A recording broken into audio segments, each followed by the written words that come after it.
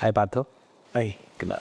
Partho, welcome to the new Small Talk podcast series. Thank you. The topic I want to cover today is how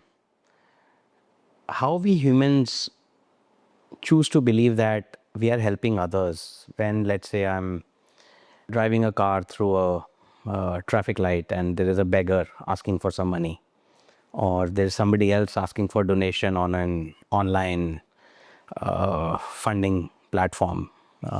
There's something like Keto and many others that exist in India. Even going into the CSR of a company, corporate social responsibility, they're meant to contribute something back to the society. This is one of the discussions we had a while ago between us, where we were trying to see what is the right CSR, how can it be more, for the lack of a better word, let's say yogic, Vedantic, or true Jagat Kalyan, which is going to be much more meaningful rather than just pleasing the vitals of a human mind, which is very impressionable and which believes it's doing good, but actually it's not, which believes to be doing the right, but it's not in some sense. So I want to debate between what is the right CSR or not, and how can it move towards, graduate towards a Jagat Kalyan if one has that willingness, bhav, ability, intent. How could one choose what is the right way of contributing back in some sense? So I think first the idea of Jagat Kalyan it's not philanthropy, not charity. It's for the good of humanity, Jagat Kalyan. But what kind of good? This is important. The concept of Jagat Kalyan, which is an important concept in Sanatan Dharma, refers specifically to the spiritual good of humanity, to the integral good of humanity with the spiritual as its basis. So, Kalyan is that which leads to fulfillment, to its highest and deepest fulfillment, and whatever helps towards that. And whatever you can do, or anyone can do to help an individual or society, even a nation, to move towards that highest and deepest fulfillment would be Kalyan. Of course, Kalyan can be understood at many other levels too. Helping an individual or organization or group of people financially to do some social good or humanitarian good to people would also be definitely Kalyan of some kind. To educate a person is Kalyan, is going to lead to good. So one can understand Kalyan at many levels, but the way we understand it in Sanatan Dharma and Vedanta is, or in its original Vedic sense, is the spiritual good of humanity. So I'm not sure how CSR will link to that. Because spiritual good is not,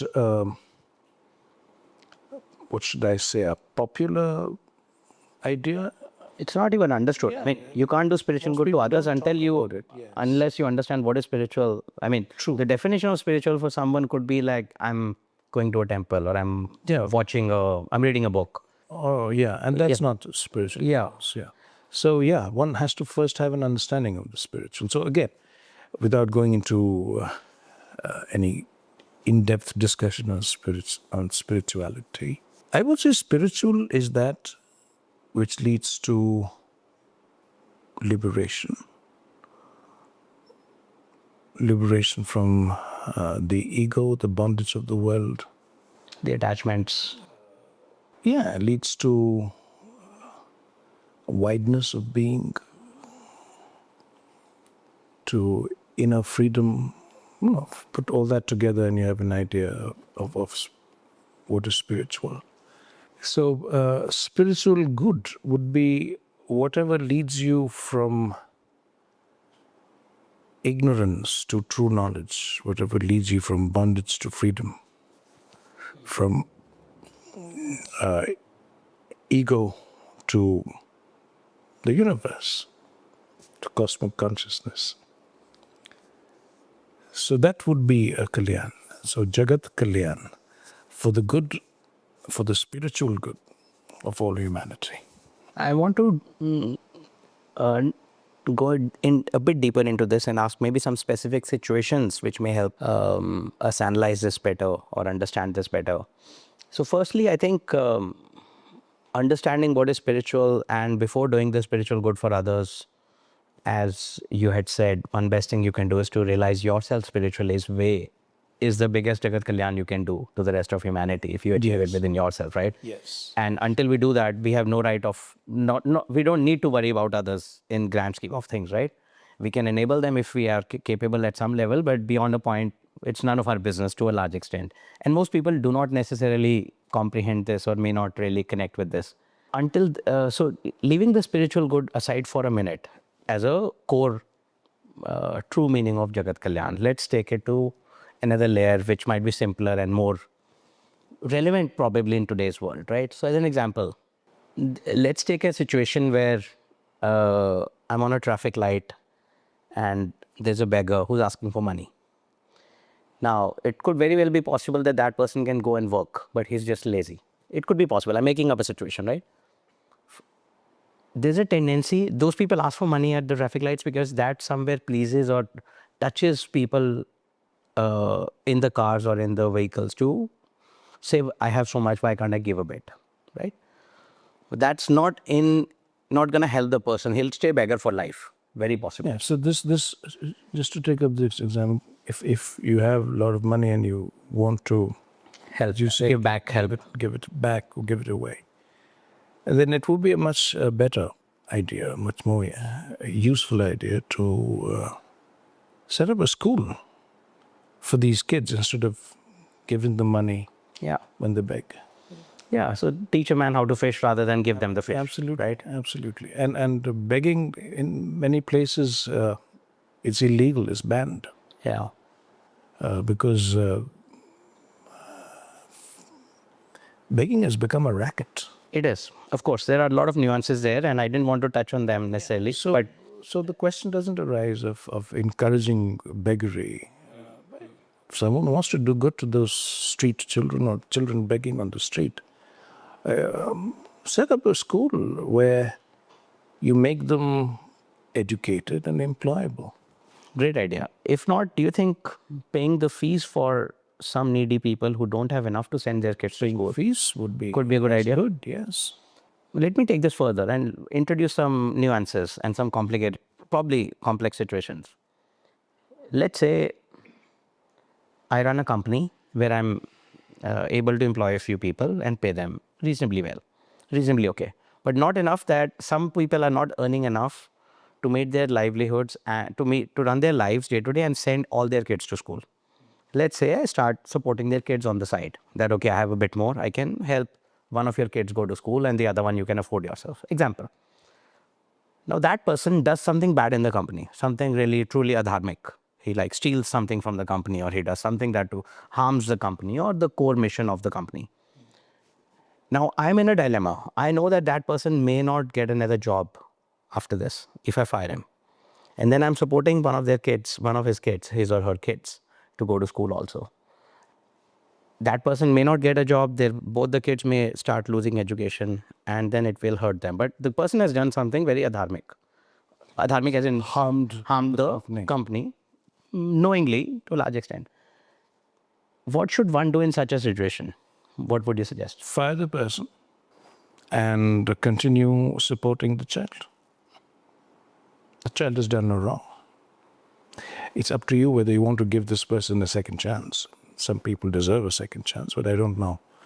So you may give the person a second chance. Again, it depends on what kind of harm he's done. Of course, of course. So if he's done what you're saying something adharmic, so that's a strong word to use. Yeah. So it's not, see, if a person does something wrong, that's okay, excusable. Of course. When I say wrong, I mean adharmic. A person doing an act of adharma every now and then is okay, understood, excusable, if understood in the right context. But if the person is adharmic, then there's no place for that person. in a company that wants to do dharma. If the company itself is adharmic, that's another matter altogether. Now, sure, agree. And let's say the act that person has done is he's stolen something from the company, and then stealing and more than once or periodically over time, right? So embezzlement of funds, that's a serious thing. So there, if a person has done that over a period of time, embezzled company funds, then you cannot trust that person. Then you cannot excuse that person, because once the trust is lost, it's over. Yes. Let me phrase the question in a way. The situation is this. The person has been stealing from the company or has done something wrong with the company, which is unforgivable in some sense and has done repeatedly. His spouse, his kids may not be aware, may not be involved. But unfortunately, they will also suffer if the person is fired. And if this reference is, he will apply for a job. Somebody will ask me for a reference. Did he work here? Did he do okay? Should I tell the truth? Because if I tell the truth, he will likely not get a job. And if I'm known or my company is known, they will value my opinion or value my input. And I don't want to necessarily lie. Right. So first question, in such a case, when I let the person go, as you said, I should. How do I reconcile with the fact that I'm hurting indirectly? The actions, the cause of this, the outcome of this is that his spouse and his kids will also suffer. They'll not get the education. They may lose their accommodation and a bunch of other things in life. How do I reconcile with that? And you don't need to reconcile with that. You did not do anything wrong. The person in question has done something wrong, which he should not have done. Morally and professionally, and I think legally wrong. yes, right? Yes. And keeping such a person back in the company for whatever reason. The reason can be his family. But keeping such a person back would be going against the interests of the company. Now, as leadership, as management of the company, you cannot do that, because then you're violating the principles of the company. And the first principle of the company is to do no evil. I believe that's the first principle of all organizations that want to grow and prosper. So that person has done evil. You know, in what sense I'm using the word evil? Because I'm just thinking of the Google motto, do no evil. So do no adharma in our language, do no adharma. So this person has done adharma, and in condoning this act of adharma because of your feeling sentimental about his family is doing further adharma. It cannot be done. Which leaves the question of the family. Why will they suffer? Well, that's karma. In Sanatan Dharma, we understand karma at various levels of complexity and subtlety. And at one level, if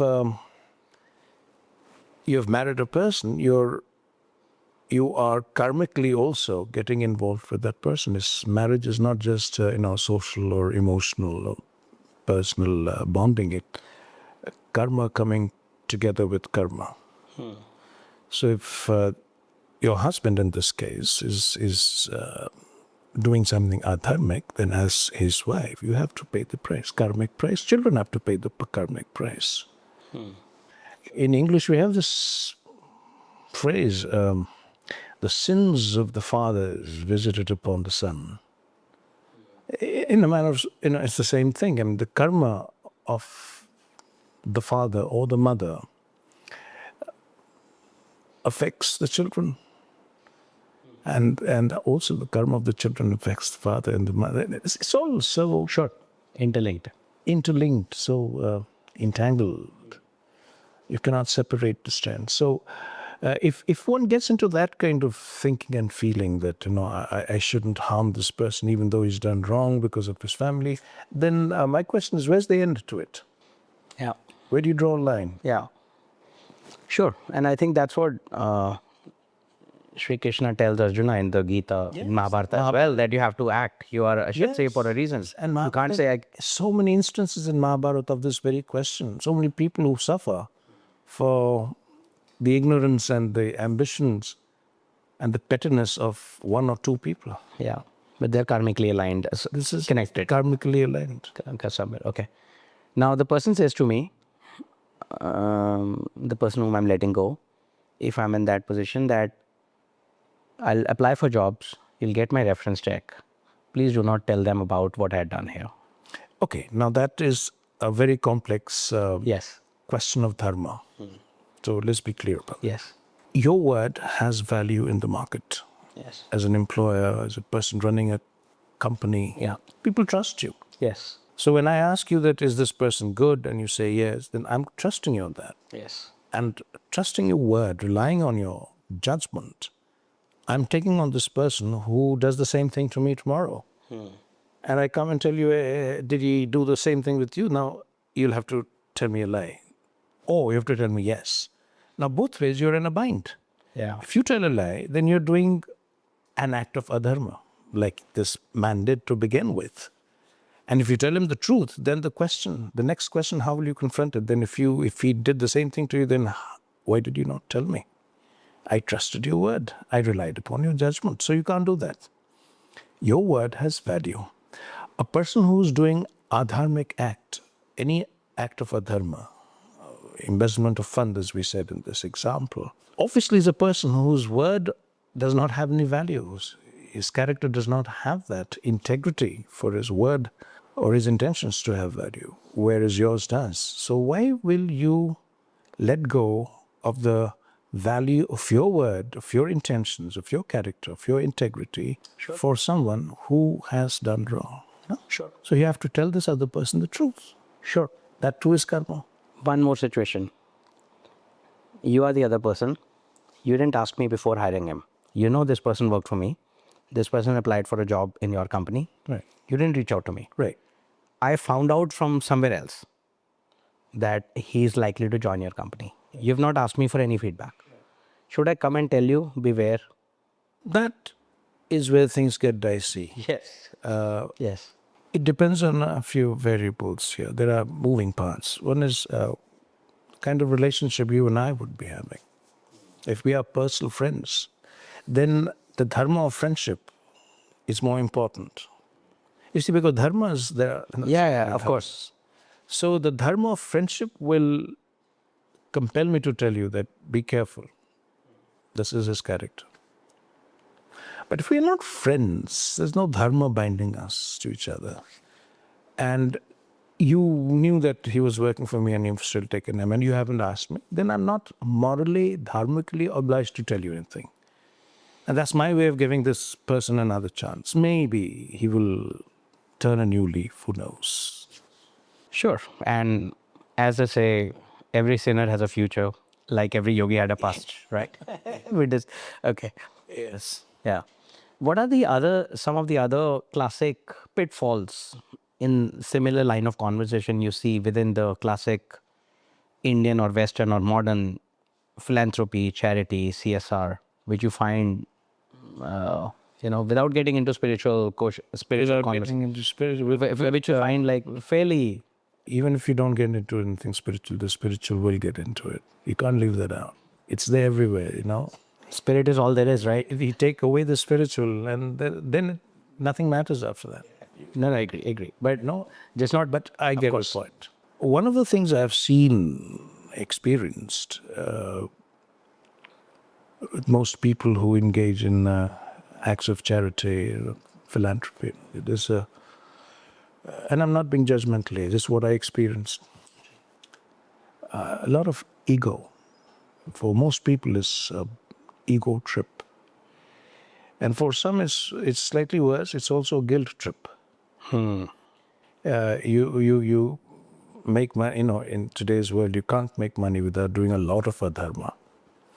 And you make all that money, and somewhere there's something good in you that feels bad about it. You feel guilty, so you do this act of the acts of charity, and philanthropy, and all that. For others, it's another way of establishing your credentials. Most people are driven by the ambition to make money, but then when you have made a lot of money, then what do you do? That ambition doesn't die out. An ambitious man will always be an ambitious man or a woman. So when you have made a lot of money, then a higher ambition kicks in. Then now that I've made a lot of money, I want to give it back to society. Now I want to be known as a philanthropist. Yes.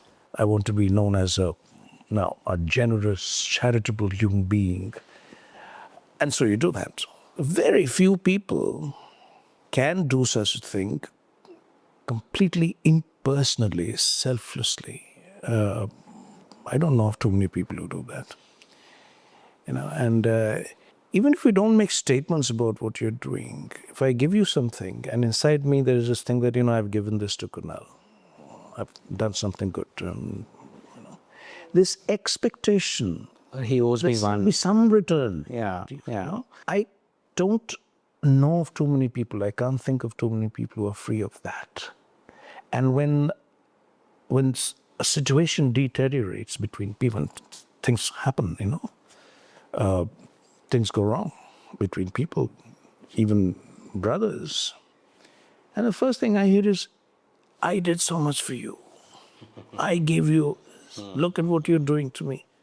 And it's all lost. The moment, and you're saying it is one thing, but your thought, even if you think it, I don't have to say it to you.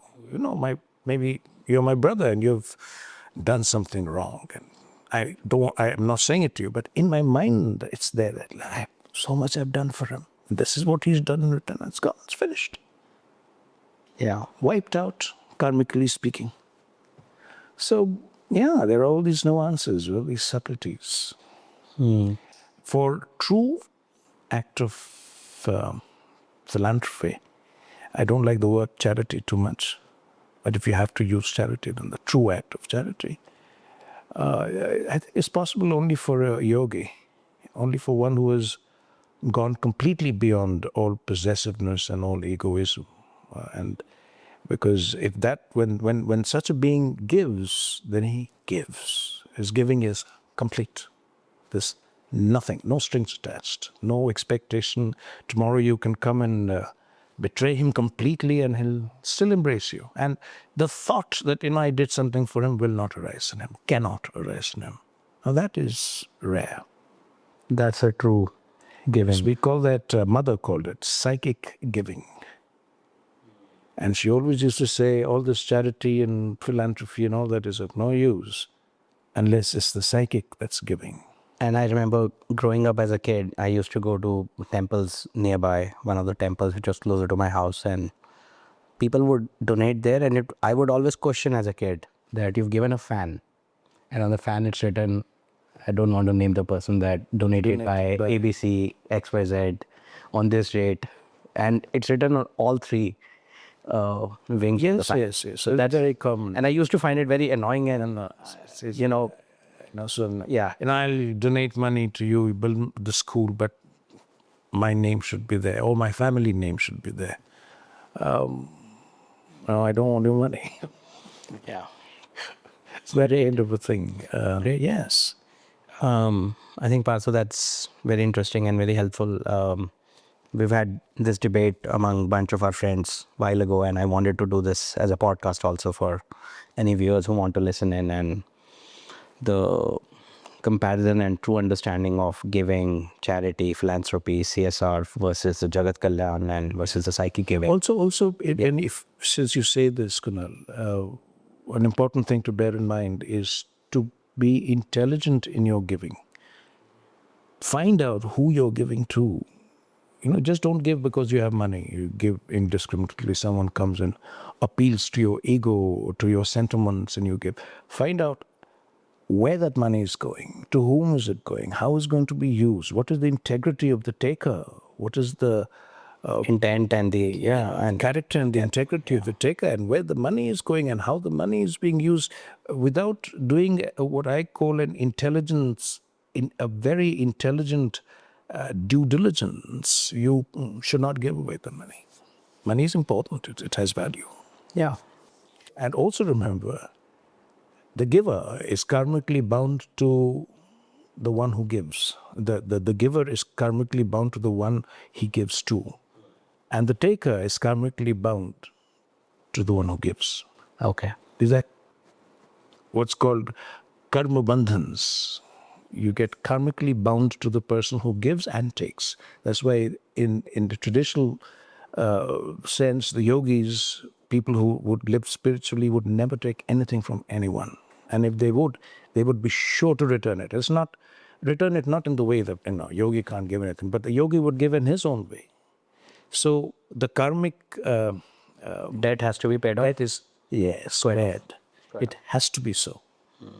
Very insightful, Partho. Thanks for this, and until we meet again for the next one. Thank you.